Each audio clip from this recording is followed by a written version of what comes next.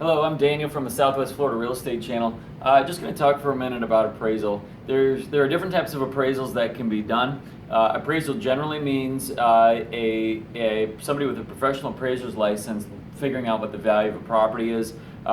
Appraisal is a national license, so when you're looking at real estate sales associates and brokers, that's a state level license. So if you want to sell real estate in the state of Florida, you get a license from the DBPR, Department of Professional Regulation, in the state of Florida.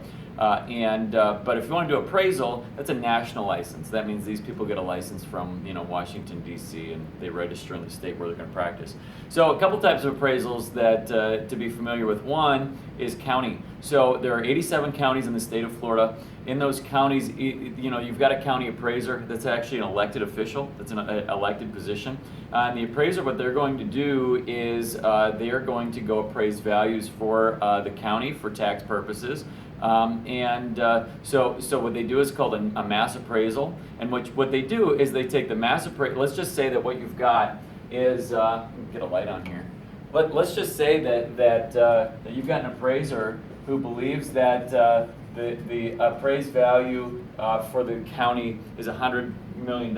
Okay, what you do is you multiply that times what's called times a mill rate. And a mill rate is it's a thousandth of a dollar. So think of a dollar, a dime, a penny, and then you got a mill. So a mill rate, if you got a mill rate of 5, that means 0.005. So these counties, what they do and this is the tax collected for the year. So the counties, what they do is they figure out their budget and they figure out the values, and those numbers, they put them together and they turn it into a mill rate. No big deal, but that what you do is you've got the county appraising value, and then the other part of it is that there's a law called the Save Our Home law. So let's just say that one of these properties, instead of a mass appraisal, so that's the whole county, let's just say that one of the properties is worth $100,000. What happens is appraised values for the county tax purposes, let's just say that this is 2015. What happens is, let's say in 2016 the appraiser comes and says, you know what, I think it's worth $120,000. All right, a couple of things about that. Number one, that accounts for the land and the building.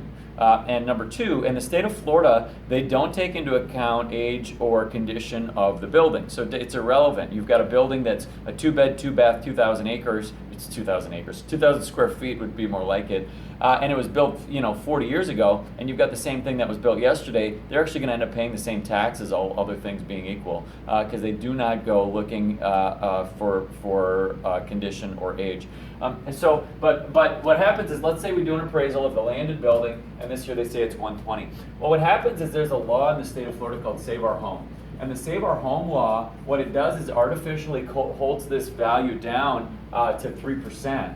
And so this is not for all properties, this is for something you claim as your homestead. The way to homestead a property is to go to the county and put the property in your name. Best time to do that is right after you purchase the property.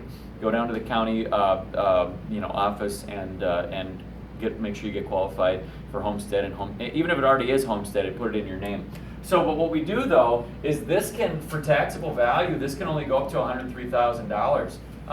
And so even though the county's saying it's worth 120, for tax purposes it's 103, which is a really great benefit to homesteading a property in the state of Florida.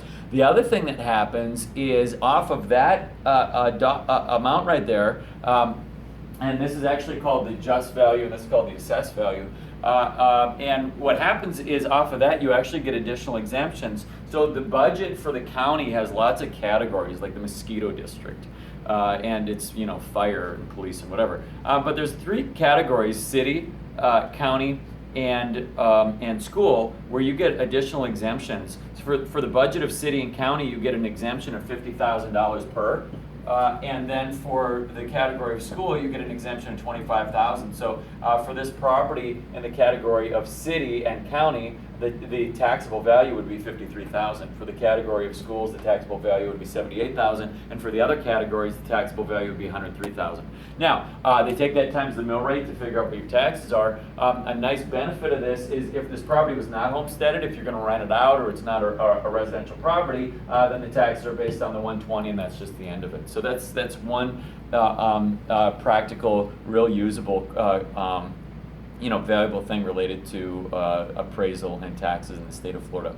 The other type of appraisal that we look at is, if you're going to finance, you're going to borrow money to buy real estate, you're going to finance it, and you've got an appraisal. The laws on this have changed substantially recently. There's a law called the Dodd-Frank Act, which was passed in 2008 and continues to have repercussions in real estate. And a lot of the way the federal law was written is related to things that happened in the state of Florida between 2005 and 2008.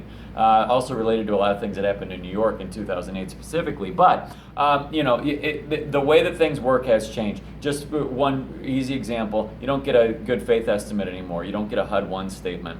The mortgage loan originator used to be called a mortgage broker. Mortgage loan originator now can't talk to the appraiser until after the appraisal has been done. So these two parties cannot communicate with each other leading up to that appraisal. So those regulations have changed, but that appraisal is one of the requirements if you're going to borrow money to buy real estate, and that lender is going to require it in order to issue the loan. And if you're buying a property for cash, then of course you don't have to worry about the appraisal. And if you are buying it for cash, you're probably not worried about this appraisal so much either, because you probably can afford to pay those taxes. So that's appraisal here in the state of Florida.